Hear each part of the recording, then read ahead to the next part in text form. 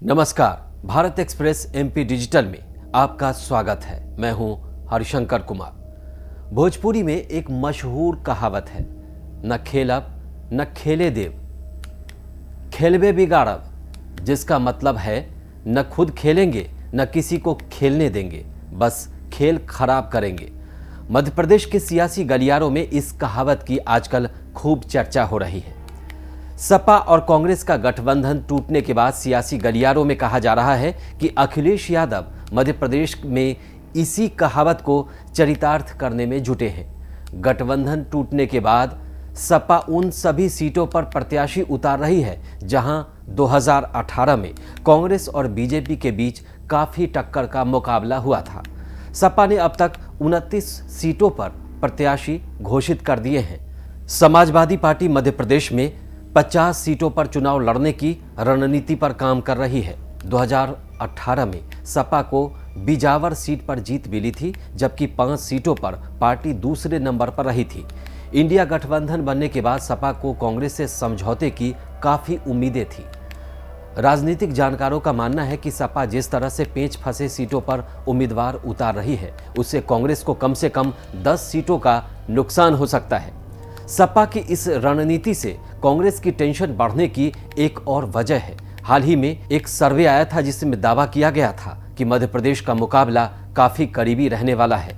सर्वे के मुताबिक कांग्रेस की 113 से 125, बीजेपी को 104 से 116 सीट मिलने का अनुमान है और अन्य को 0 से 5 सीटें मिल सकती हैं। सर्वे में कांग्रेस और बीजेपी को 45 से 46 वोट प्रतिशत मिलने का अनुमान जताया गया था, अन्य को 10% वोट मिलने की बात कही गई थी। सपा सुप्रीमो अखिलेश यादव ने पत्रकारों से कहा था कि रात 1 बजे तक सीट बंटवारों को लेकर मीटिंग हुई, लेकिन बात नहीं बनी। गठबंधन पर बात क्यों नहीं बन पाई?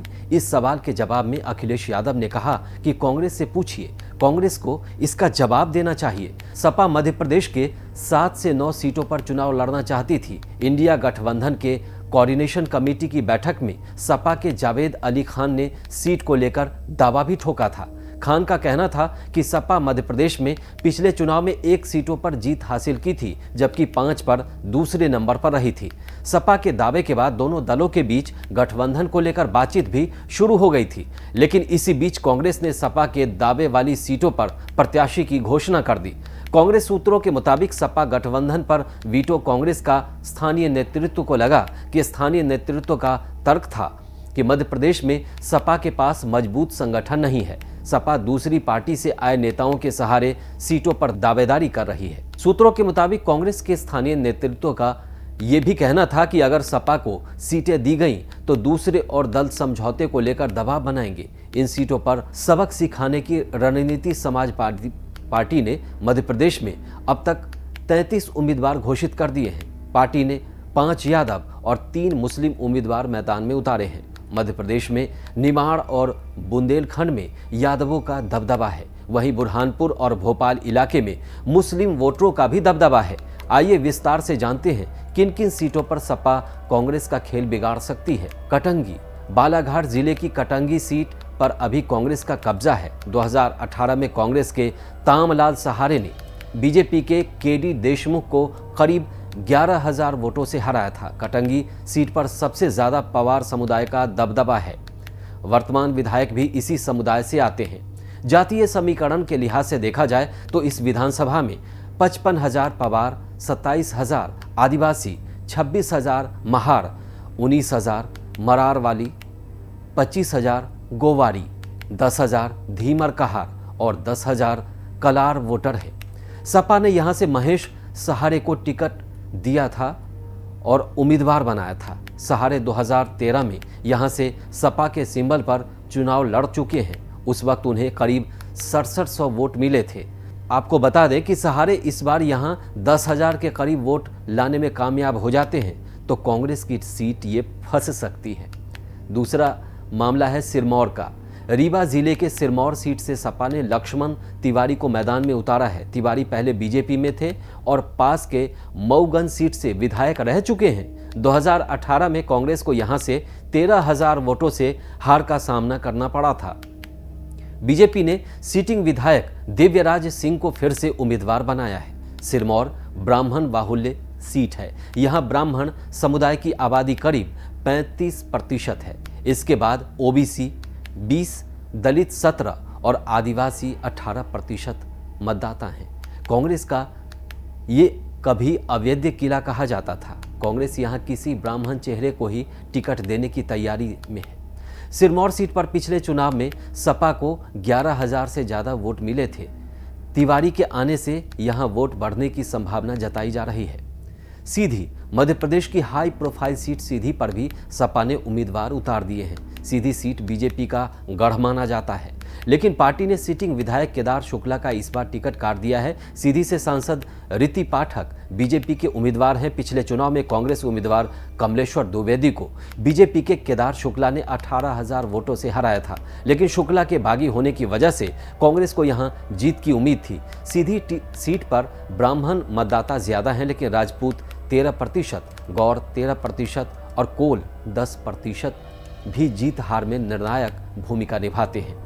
सपा ने 2018 में 4700 वोट लाने वाले निर्दलीय राम प्रताप को उम्मीदवार बनाया है। सपा को पिछली बार इस सीट पर 9500 वोट मिले थे।